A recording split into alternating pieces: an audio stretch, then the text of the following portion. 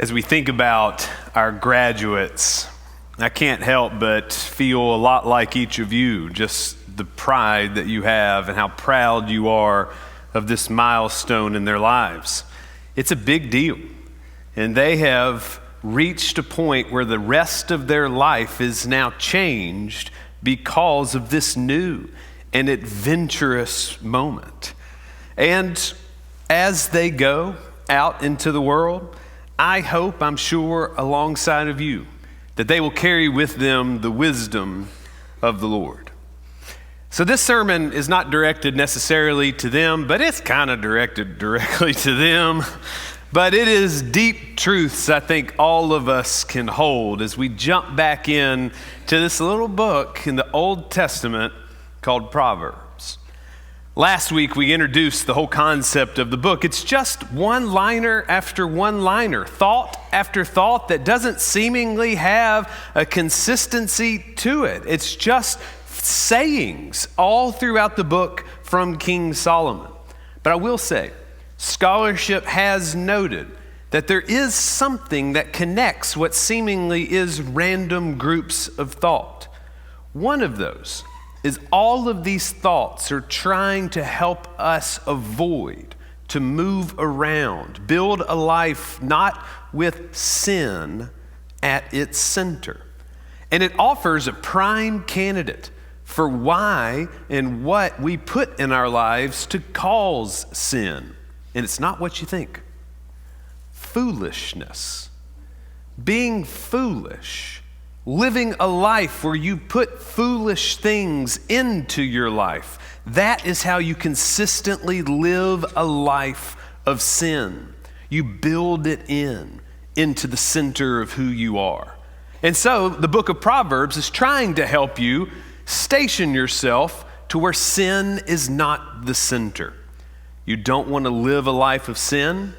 Then don't be foolish.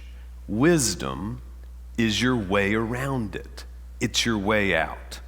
So, Proverbs says it over and over again. Don't be foolish. Don't focus on the wrong things because, honestly, it's easy to.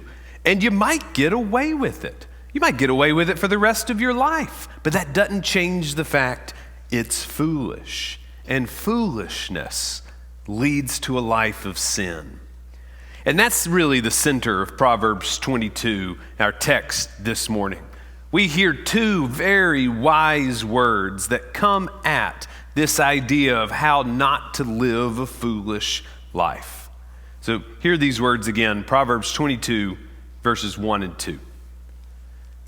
A good name is to be chosen rather than great riches, and favor is better than silver or gold. The rich and the poor have this in common. The Lord is the maker of them all. So the first wise word is verse 1. A good name is to be chosen rather than great riches, and favor is better than silver or gold. When you think about the graduates and how they're about to start their adult life, this verse introduces them and reminds all of us of a deep truth of adulthood.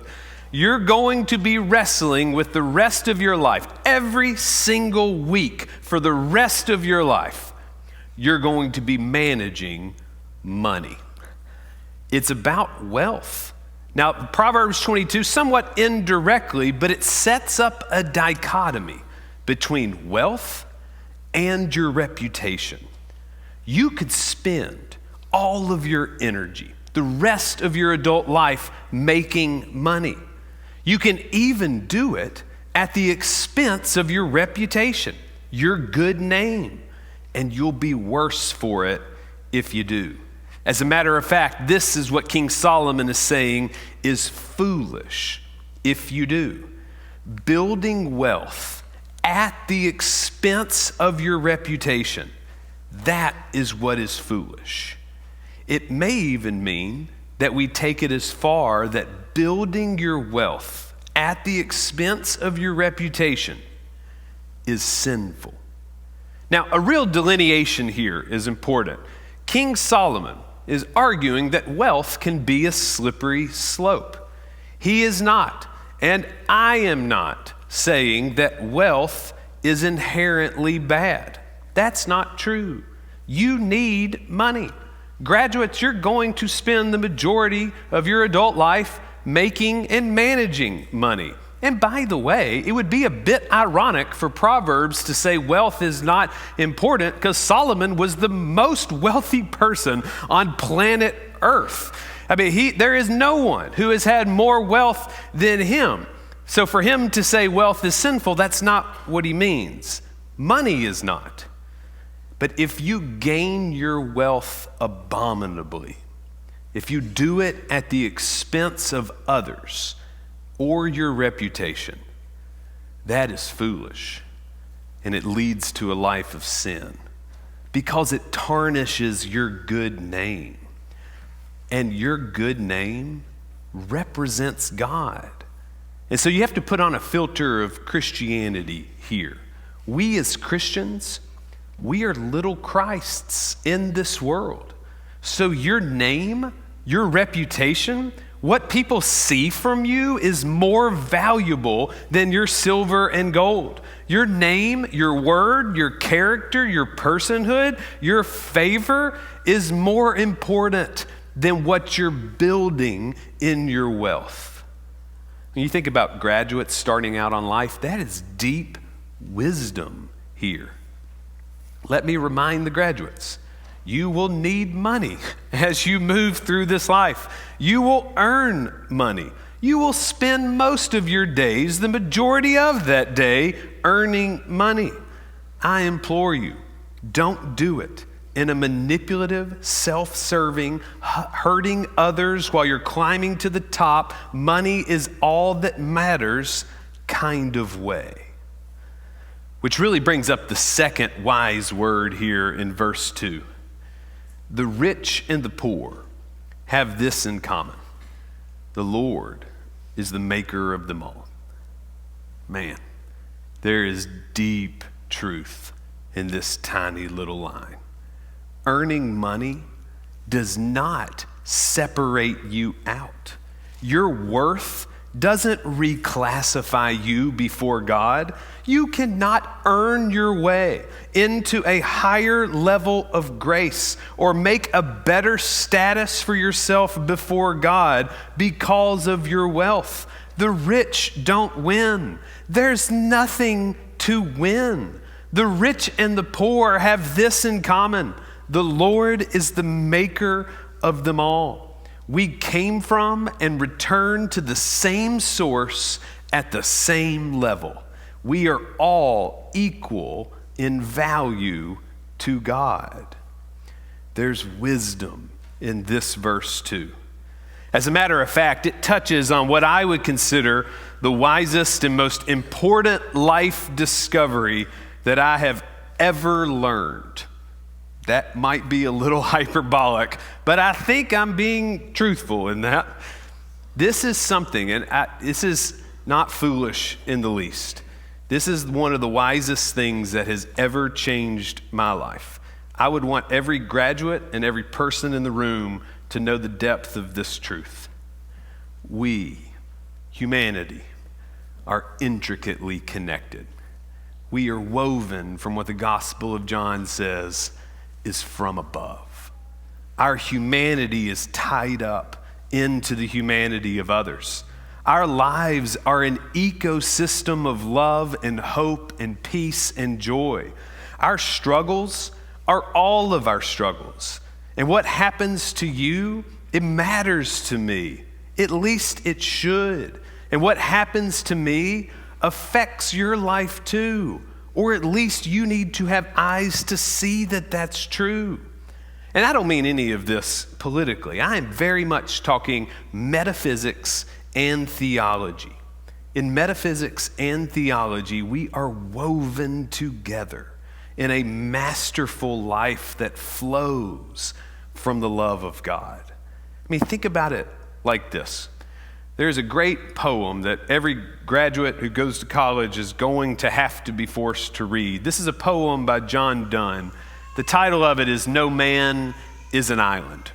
If you don't know that name, John Donne, he was an English poet, a scholar, a soldier, an Anglican priest, all in the 1600s. An absolute brilliant mind. The poem starts like this. No man is an island, entire of itself. Every man is a piece of the continent, a part of the main. Now, in sports, because that's just the best metaphor for all of life, we often say that you are a part of something bigger than yourself. You're a part of the team. You're not bigger than the team. You're one aspect of the team. You're a needed, valuable, important piece, but you are one among the many. No one is bigger than the team. Well, John Donne would agree. Every man is a piece of the continent. And it's really every person is a piece of the whole. So if someone falls down, if someone messes up or gets hurt, it's our responsibility as a teammate to pick them up. You have to learn to assist and help others along the way. In sports, no one person loses the game for the team. It's a team effort to lose in a game. But it's the job of team members to pick people up when they mess up, to help out and encourage and assist and support as the people on the team need. No one person is an island in and of themselves, and there is deep wisdom in this truth, especially when it comes to failings and struggles and sufferings. Because whether the graduates know this or not, you're going to experience that over and over and over and over again in this life. You will fail, you will struggle, and you will suffer. And if you are on an island by yourself, there will be no one to support you when you are down. When you are struggling, what you need most is the community around you that loves you to pick you back up. The poem concludes, any man's death diminishes me because I am involved in mankind and therefore never sin to know for whom the bell tolls. It tolls for thee. There's wisdom in this poem. When people die, it diminishes all of us. We are a part of a humankind. So what happens to you, it matters and affects me, especially since that which we share is our mortality and our earth and our lives and even our death. There are so many levels to this poem. And as we think about our graduates, I hope they will hold on to this poem as well as Proverbs 22. Because they both remind us that we have to recalibrate our minds from thinking that life is all about me. Our relationships to one another, our good name, is better than building an island for us to live on by ourselves.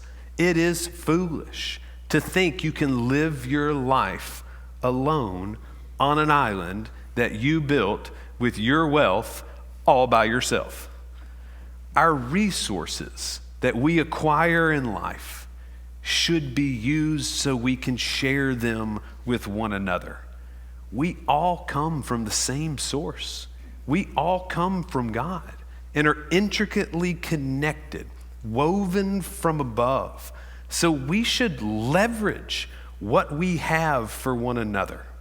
You know, when I think about the graduates, I hope you make bukus of money. I hope you make all the money that makes your heart's desires come true. And then I hope you give it all away to support all of the communities in which you find yourself and give yourself meaning. It may be wealth that gives you meaning, but hear me say there's more to life than that. If all you care about is money, you will be on an island by yourself. You may have time that is your greatest asset to give. You may have words of encouragement that you can offer someone else. It may be supplies that you've acquired or skill sets that you've learned, You are meant to live in community with one another and offer what you have to another, and to be a person that receives from others what they have to give, supporting and helping one another flourish. And by the way, this is the power of the local church. Now, I hate to say this, but statistically it's true. Every one of our graduates are going to walk away from church for a season of their lives. I hope they don't, but the stats don't lie. People have to go build their life on their own, and then they find themselves coming back to church later in life. It just happens. There's a lot of reasons for it, but in defense of church, I feel like it's my job to say, we are actually a place in which you can live among and with others.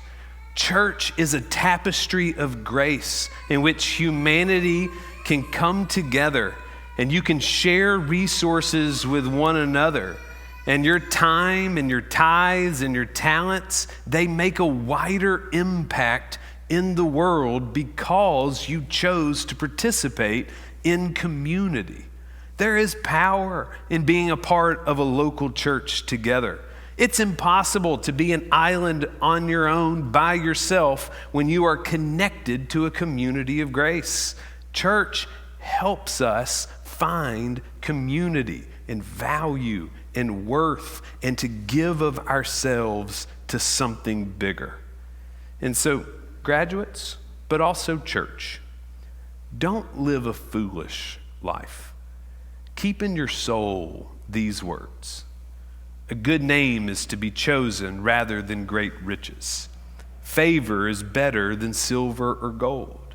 The rich and the poor have this in common: the Lord is the maker of them all.